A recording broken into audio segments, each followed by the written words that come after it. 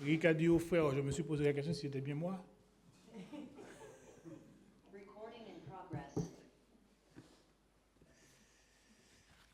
Il y a un frère qui m'a dit, toi, quand tu viens de la chair, tu poses toujours une question. Alors, j'ai une question. Quelqu'un a-t-il du feu pour moi ce matin?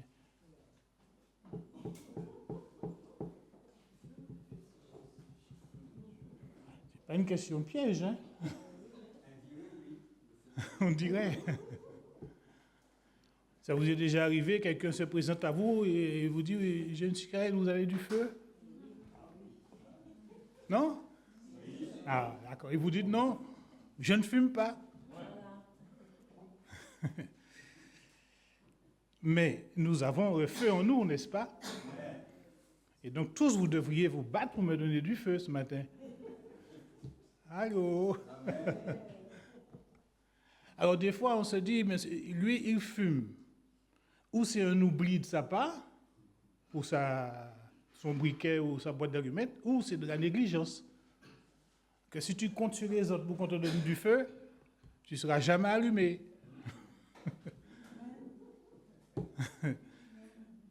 Il y a une expression chez nous aux Antilles qui dit « chaque bête a fait lui-même pour l'homme ».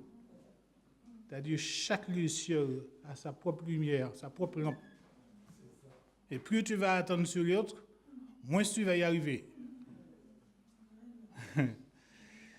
Je tire ces adages d'une parabole de Matthieu chapitre 25 que vous connaissez tous. Je vous invite à lire. Il est question du royaume des cieux. Parfois, dans certaines versions, vous avez le royaume de Dieu. C'est la même chose. Et je lis dans la version La Colombe. Alors, c'est Jésus qui parle, le royaume des cieux sera semblable à 10 vierges qui prirent leur lampe pour aller à la rencontre de l'époux. 5 d'entre elles étaient folles et 5 sages.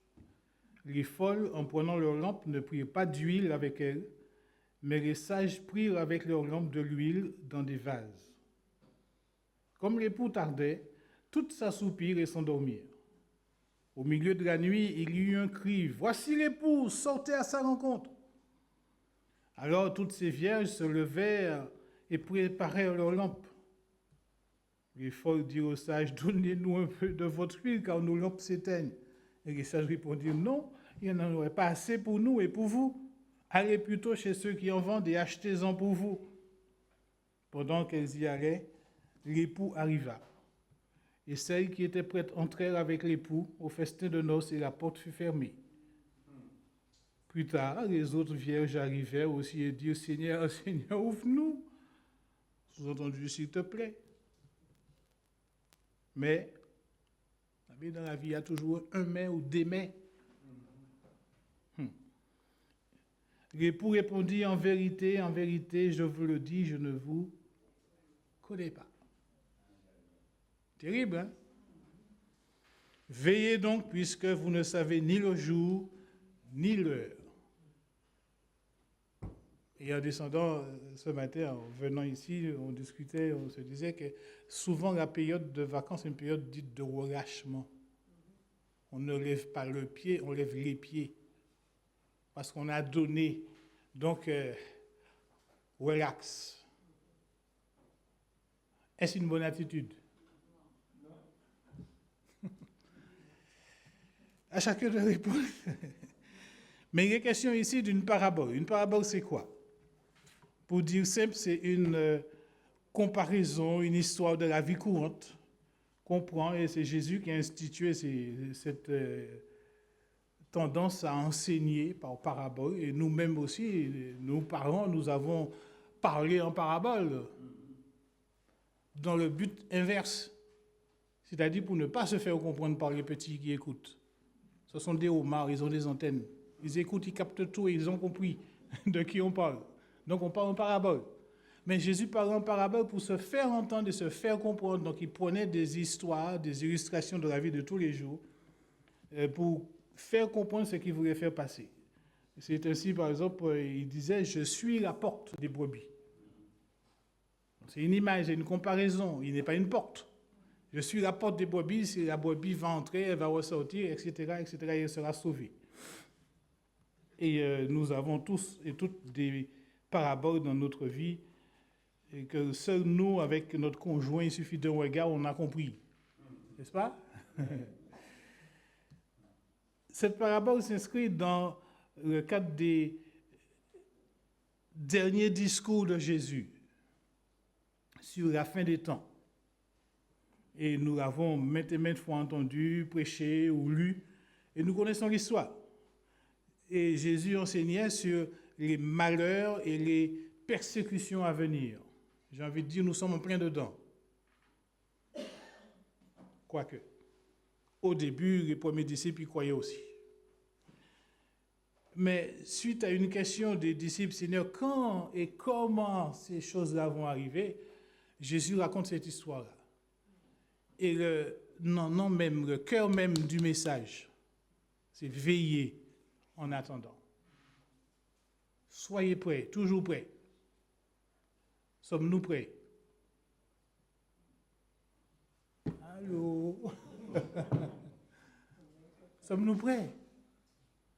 Pas que c'est les vacances, on se relâche, mais Jésus risque d'arriver pendant justement ce moment de défoulement, d'orgie, de boire, de manger, grillade partie, domino partie, pétanque partie, tout. Relâche, c'est les vacances. Jésus dit veiller en attendant. C'est-à-dire restez toujours sur vos gardes. C'est quand a commencé la fin des temps? On ne sait pas. Depuis la venue de Jésus, oui, il a commencé à parler de son royaume. Mais la mort et la résurrection de Jésus-Christ, voire même son ascension, marquent l'accomplissement de tout ça. C'est-à-dire, il était venu, il a dit, tout est accompli, c'est plié, maintenant préparez-vous. Et il avait dit à l'époque, voici, je viens bientôt. Et l'Église avait répondu, oui, Seigneur Jésus, viens bientôt. Viens bientôt. C'est quoi ce bientôt?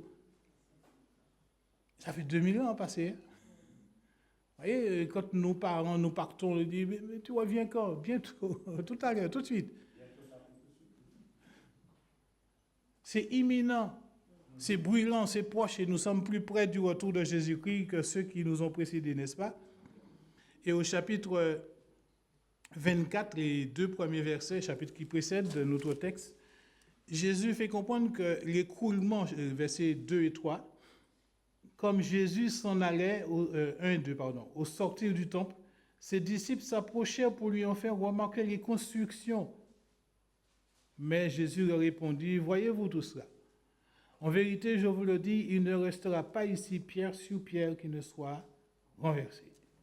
Vous regardez les informations, vous avez regardé la Syrie hier soir, vous regardez Gaza, vous regardez la Turquie et puis bien d'autres endroits, mais c'est l'effondrement, tout s'écoule.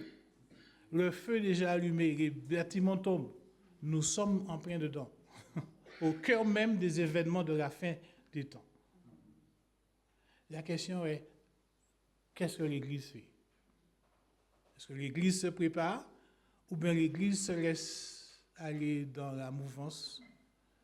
Et la grenouille dans l'eau froide, là, elle dit tranquille, l'eau est froide, mais c'est pas qu'il y a le feu en dessous. Mais le feu est déjà allumé. Et cette histoire de fin des temps que nous appelons tous les jours, fin des mondes, fin des temps, nous donnons toutes sortes de noms, fait comprendre que le monde est et sera marqué par des événements significatifs. Partout, nous verrons les mêmes événements, les mêmes chefs politiques qui vont se martyriser. Somme 2 dit, méfiez-vous. Hein. Les nations s'agitent, mais elles sont une. Vous savez pourquoi? Il y a un même chef qui les dirige. Il ne faut pas se laisser leurrer. Hein. Et l'Ecclésiaste disait déjà à l'époque, ne soyez pas étonnés de voir que les nobles couvrent les nobles. Ce n'est pas ce qui se passe. Politiquement parlant, c'est ce qui se passe. Les petits vont payer pour les grands. Qu'est-ce qu'on peut faire? Et face à la multiplication de séductions, de déviances spirituelles, de souffrances, de persécutions, de déviances morales à tout niveau, Dieu nous invite à être sur nos gardes. Quand vous verrez ces choses, mettez-vous à pleurer. Qu'est-ce qu'il dit? Au contraire, réjouissez-vous. Et levez la tête. Parce que votre Seigneur revient. On devait se réjouir. Mais nous avons l'air tristes. Je vous demande du feu, on n'avait pas de feu. Ça devait nous brûler là. Jésus revient. Et quand nous venons dans nos assemblées, c'est pour nous réjouir. C'est pour dire, Seigneur, oui, viens bientôt. Voir tout de suite. Et quand un enfant veut quelque chose, qu'est-ce qu'il fait? Il tape du pied ou des pieds. Et il pleure et la maman cède. Je dis souvent la maman. Hein, mais d'un côté, il y a un tableau qui est très sombre, très négatif. Et heureusement, il y a un autre tableau positif à côté. L'évangile sera annoncé à toutes les nations. Et c'est ce qui se passe. Il y a des réveils partout, là où on n'y pense pas. Et la Bible dit, l'évangile sera prêché à toutes les nations. La suite? Alors viendra la fin. Nous sommes en plein, nous sommes au cœur de cette séquence dite fin des temps. Et Dieu seul connaît la fin, ou le jour dit de la fin. F-I-N. Et Jésus, dans notre texte du jour, attire notre attention sur l'attente dans la vigilance, ou l'attente tout en étant vigilant. Je peux attendre, hein? Et ça nous est arrivé d'attendre, au point de prendre sommeil, de ne plus espérer. Non? Ah, c'est horreur, ça. Vous attendez quelqu'un, vous ne voyez pas venir cette personne-là, il vous arrive de prendre sommeil, à force. J'aimerais vous dire, parce qu'on ne se connaît pas tous, j'ai horreur d'attendre. La patience, ce n'est pas mon truc. Et on m'a dit que j'étais militaire. Ah, je peux laisser durer une situation, je suis patient. Mais si tu as donné rendez-vous à 9h, sois là à 9h. Parce que je suis là à 9h moins 10. Mais nous ne sommes pas tous pareils. Mais Jésus n'est jamais en retard. Dieu n'est jamais en retard. Et nous avons le sentiment, Dieu tarde, Dieu tarde, Dieu tarde, il ne tarde pas. Il peut nous surprendre. Soyons prêts. La résurrection, après la résurrection et l'effusion du Saint-Esprit, ce qu'on appelle la Pentecôte, une question se pose à nous, chrétiens. Quelle est la prochaine attente? Vous attendez quoi? Après la Pentecôte, qu'est-ce qu'il y a?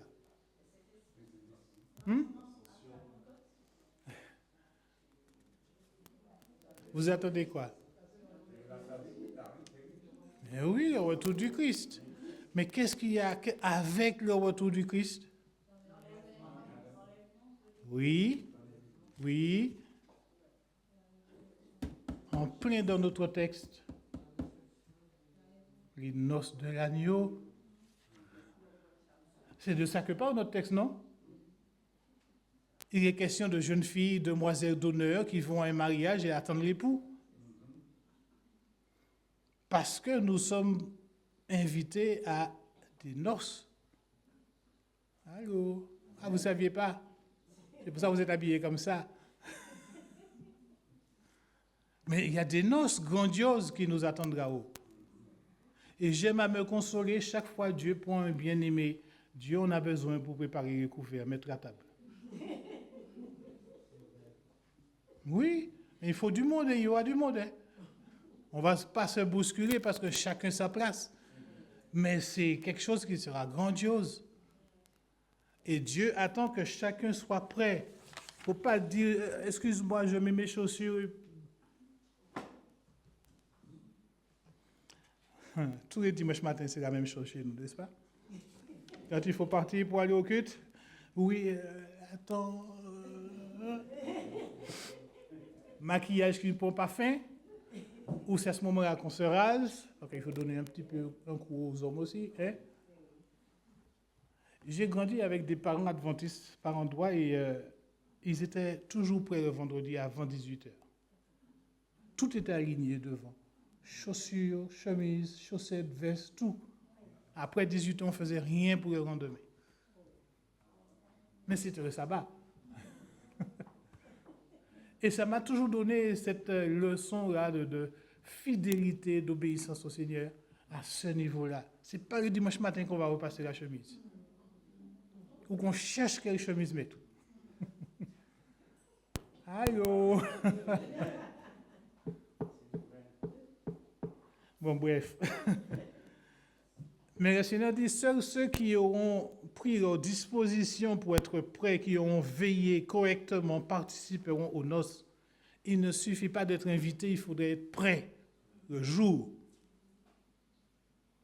Il nous faudra prendre le temps de nous préparer pour que nous ne soyons pas surpris. Être vigilant dans l'attente, c'est un peu l'ordre qui est donné ici. À chaque région, ça a sa tradition de noces. Vous savez, le mariage en Afrique, en Haïti, en France, c'est pas pareil. Aux Antilles non plus. Il y a des coutumes. Bon. Ici, la coutume orientale se célébrait dans la fraîcheur de la nuit.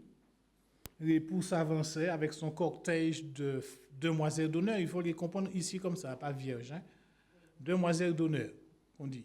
Le terme littéral, c'est ça. Et souvent, on a traité ou traduit de folles. Elles n'étaient pas folles. Vous comprenez? Elles étaient imprudentes. Et puis, les sages n'étaient pas forcément sages à l'extrême. Elles étaient prudentes. Et donc, les femmes ici, les demoiselles d'honneur, étaient préparées à attendre l'époux sur son passage et l'accompagner pour aller accueillir, chercher l'épouse. L'épouse ici, si vous comprenez la parabole, c'est l'Église. Mais, il y a un mais. Certaines demoiselles d'honneur, 5, ont pris avec elles de l'huile pour les lampes. Alors, ce n'était pas des lampes machin, hein, on utilisait, on tourne un bouton, non, il fallait ajouter de l'huile, c'est comme les flambeaux là chez nous aux Antilles, en Afrique. Il fallait de l'huile pour maintenir la lampe allumée. Et les autres en avaient pris. Une chose est certaine ici, dans notre texte, nous découvrons des failles chez les 10. Qu'est-ce qui s'est passé?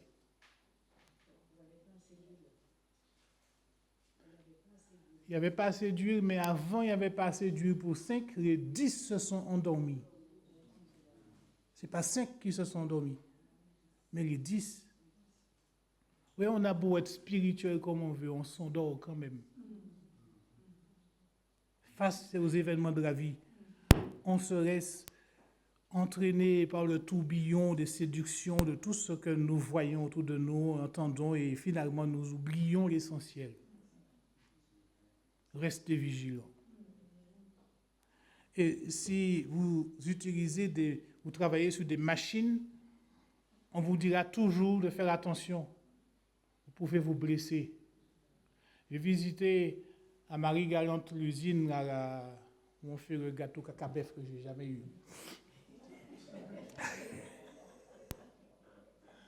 Il y avait un coutras posé sur la machine. Et le mec nous a demandé, le gars qui nous faisait la visite, nous a dit à quoi servait ce coutras. On est pour couper la canne. Il a dit oui, mais encore. Mais si le gars qui faisait passer la canne s'endormait, c'est tout le corps qui passait, donc on lui coupait le bras.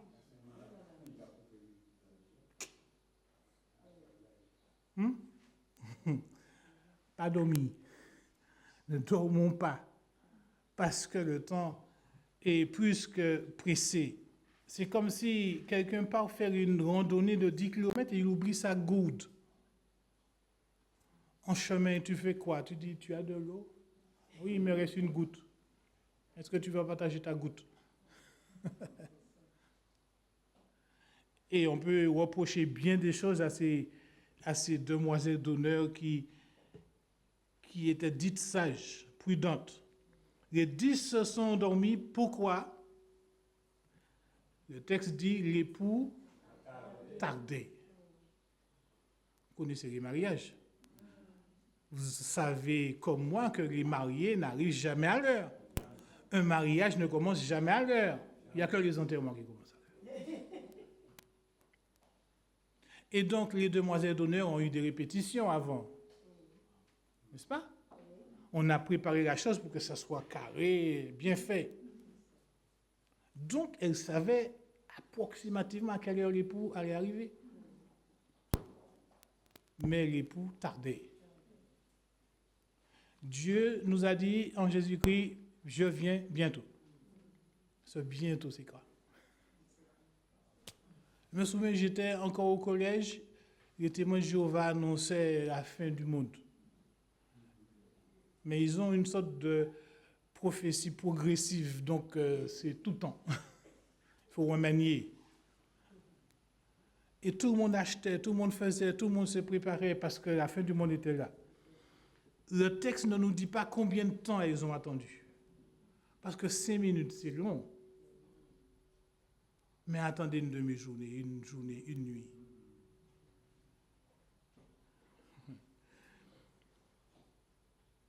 Veillez parce que vous ne savez ni le jour ni l'heure.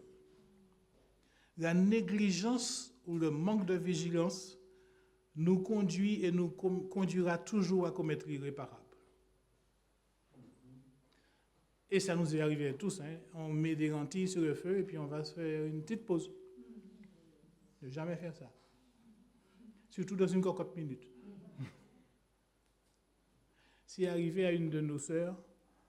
Elle est arrivée du travail, elle a mis des lentilles sur le feu et elle dit, bon, je vais faire une basse-tête, comme on dit. On ne sait pas combien de temps elle s'est endormie. Mais elle a été réveillée par l'odeur de la fumée dans l'appartement. Elle s'est réveillée en sursaut, et c'est elle qui raconte l'histoire. Elle a ouvert la porte de l'appartement et elle a balancé la cocotte en bas. Et quand elle s'est retournée, tout l'immeuble était sur le balcon en train de regarder, mais d'où ça pouvait venir. Donc tout le monde savait qu'il y avait un repas qui brûlait autour, sauf elle, à l'intérieur. Restez vigilants. Veillons. Ne pas s'endormir devant la télévision parce que on dit non, je regarde. On est arrivé. Non, je regarde, mais on pêche les lambilles. On est parti. Non, je veille, je suis là attentif. Et combien de fois on a empêché à des gens de prendre la voiture parce qu'il fait trop chaud, parce que tu as trop bu. On est parti quand même et puis ça a été l'accident. C'est irréparable. Et donc, nous devons non pas dire ça n'arrive pas aux autres. Ça peut arriver à moi. Et souvent, j'ai entendu les gens dire, les chrétiens dire, ça ne va pas arriver, moi, ça ne va pas m'arriver. Méfions-nous. Méfions-nous. Veille sur toi-même. Le sommeil peut être un ennemi. Je vous invite à lire, sans quitter notre texte, Romains chapitre 11. Gardez notre texte sur le coude, Romains chapitre 11.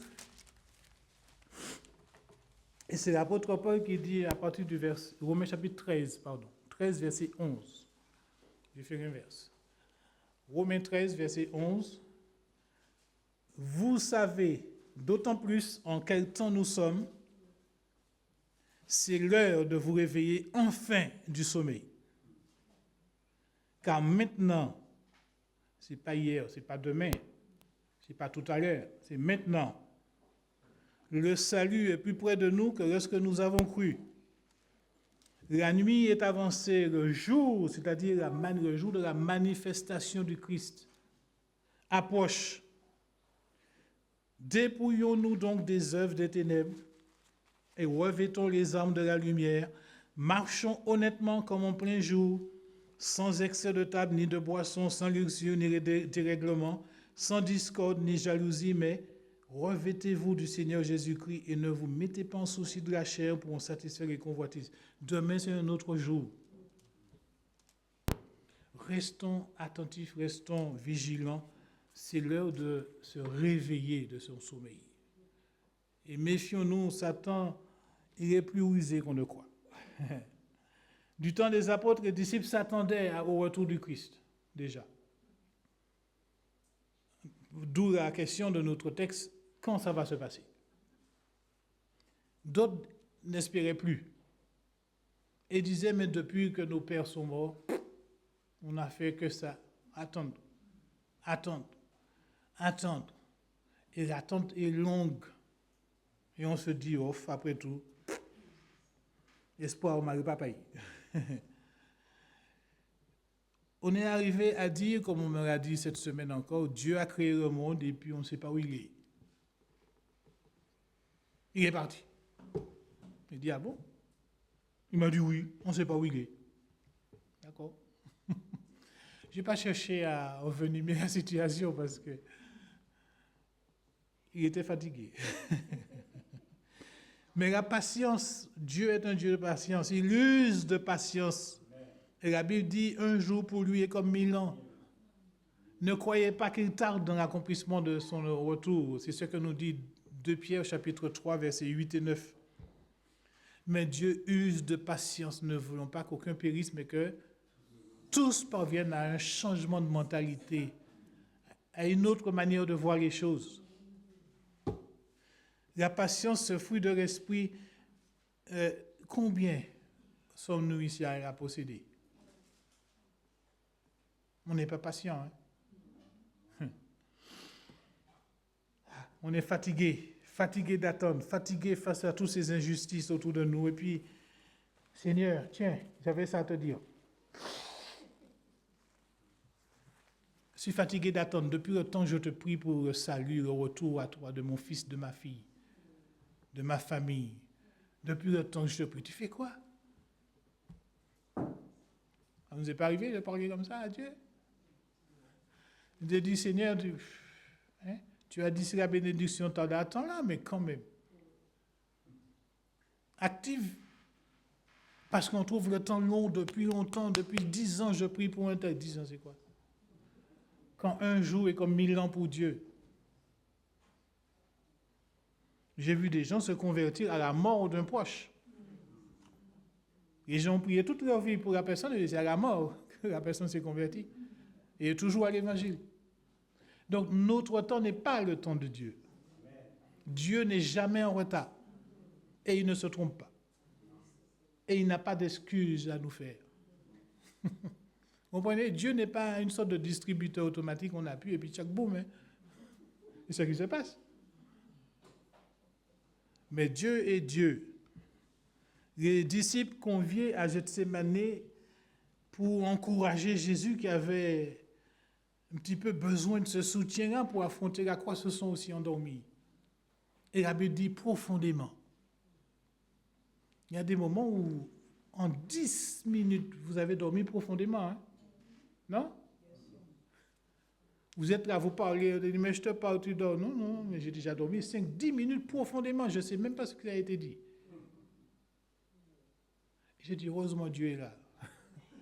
Il nous réveille. Les disciples se sont endormis alors que Jésus en avait besoin. Aujourd'hui, il nous arrive, l'Église d'aujourd'hui dort. On n'est pas toujours d'accord, mais l'Église dort. Hein? Il y a tellement de choses qu'on aurait pu faire. Tellement de choses qu'on ne fait pas. On est assis dans une sorte de confort. Jusqu'au bout, on se dit, mais Dieu peut-il compter sur nous? Et il nous arrive de le chanter. Hein? Dieu peut-il compter sur nous? Et le pourra-t-il? Jusqu'au bout. Notre fidélité n'est pas la fidélité de Dieu. Et Dieu nous bénit dans sa fidélité en dépit de notre infidélité. Dieu n'a pas d'excuse à nous donner. Or, quand on regarde bien le texte, l'époux n'était pas en retard. L'époux arrivait avant. Et Dieu fait en sorte que nous soyons toujours surpris parce que nous faisons monter vers lui des prières, mais nous ne sommes pas toujours prêts à recevoir les réponses. Souvenez-vous de Marie en prison, de Pierre en prison, et quand on vient sonner à la porte pour dire Pierre, et Pierre est sorti, Pierre frappe à la porte, il dit, mais non, c'est pas Pierre. Ils étaient étonnés. Dieu peut nous étonner parce que rien n'est étonnant de sa part. La parabole d'aujourd'hui nous rappelle que tous, nous pouvons nous endormir et être surpris. C'est comme celui qui a bâti sa maison sur le sable et qui se dit haut et fort, le cyclone qui va arracher ça n'est pas né. Vous voyez, quand Dieu dit qu'il y aura des pleurs et des grincements dedans, c'est ça. Le verset 5 est terrible. Comme l'époux tardait, elles s'assoupirent toutes. Et c'est alors qu'une voix se fit entendre. Voici l'époux. Sortons à sa rencontre. Vous voyez la différence avec voilà l'époux.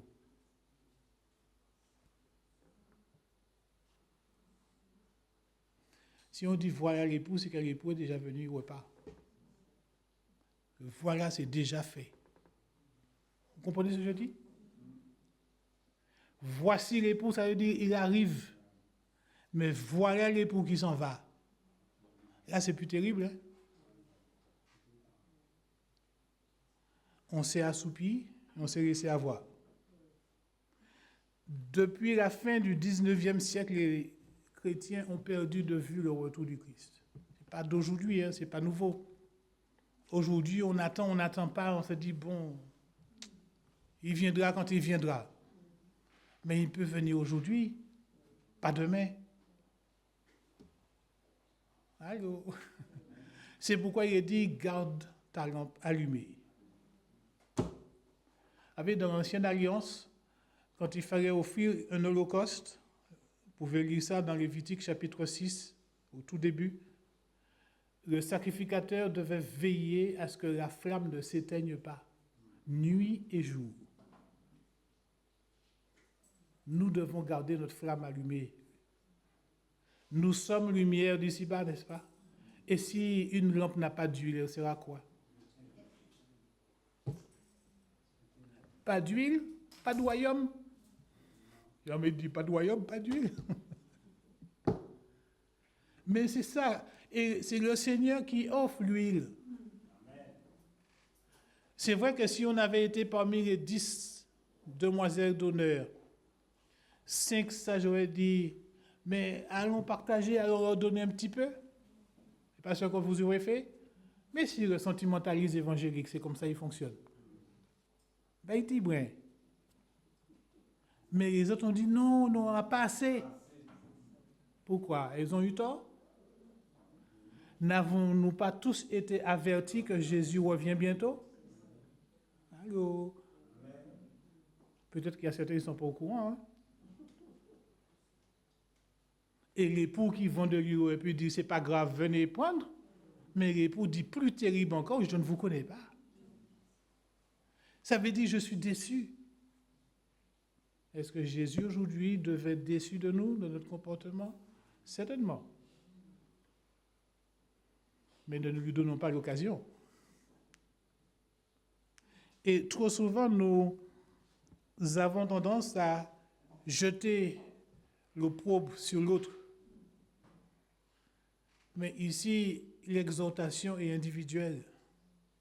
Chacun doit veiller sur sa lampe.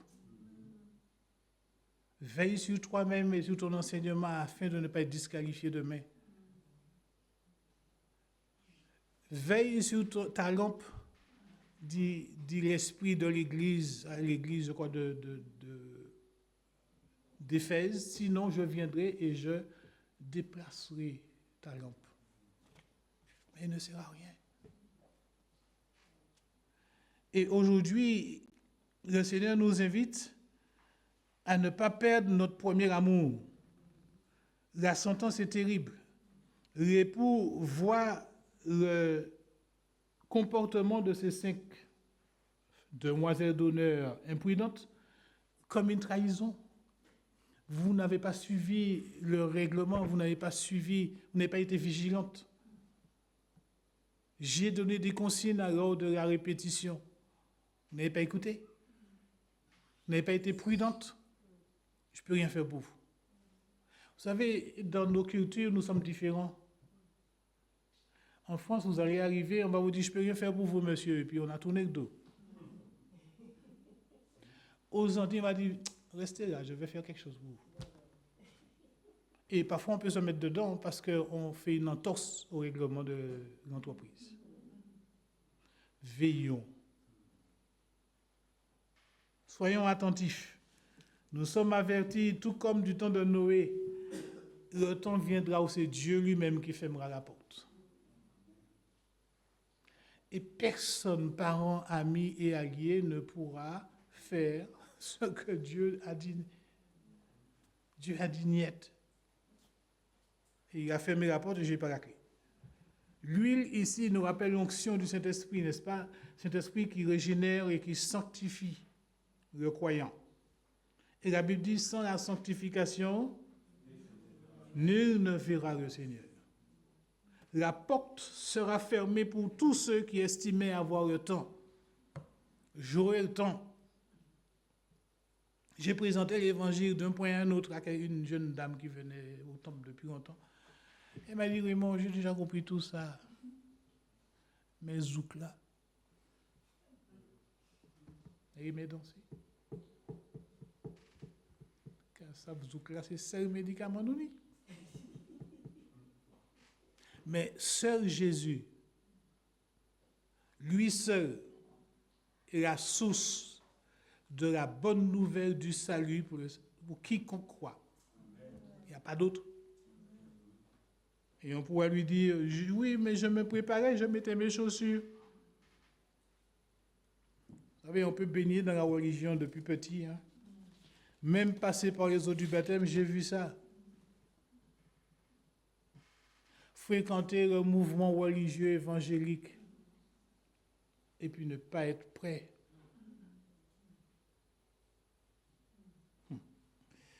Dieu nous invite à nous préparer tous les jours. Bien aimé, la parabole des 10 vierges ici nous rappelle que nous sommes tous en danger d'être séduits par le temps. Toutes sortes de séductions. Séduits par une sorte de relâchement à tout niveau parce qu'on est fatigué d'un côté d'attendre, de donner. Et puis, quand on voit tout ce que je vois sur le terre, j'ai plus envie. Les chrétiens même me déçoivent. Vous avez déjà entendu ça? Mais la réalité est là. Il y a même une double réalité. Jésus revient et il est proche. L'autre réalité, c'est que l'époux n'est jamais en retard. Il revient, on ne sait pas quand, mais il ne sera pas en retard. Ça peut être là, à la sortie du culte. Mais nous sommes tellement préoccupés par toutes sortes de choses. Le temps de Dieu n'est pas notre temps. Restons vigilants. Notre adversaire, le diable, rôde et il ne dort jamais. Alors, de grâce, veillons et saisissons chaque occasion pour donner gloire à Dieu. Amen. Parce que Dieu, s'il est amour, il est aussi justice. Et quand il dit « je ne vous ai jamais connu », ou quand il dira « je ne vous ai jamais connu », la porte est fermée, j'aurais beau frapper. Les hommes du temps de Noé ont frappé. Hein. Et l'eau est montée. Mais Dieu dit que la terre actuelle n'est pas réservée pour l'eau, mais pour le feu. Le feu est déjà allumé. Regardez les événements autour de nous. En France même, tout près de chez vous. Violence ici, violence là, mais c'est une sorte de feu. Et nous ne pourrons pas y échapper. Mais chez moi, au-dedans de moi, ma lampe doit allumer, rester allumée. Parce que je dois veiller nuit et jour pour ne pas être surpris. Et Dieu nous aide.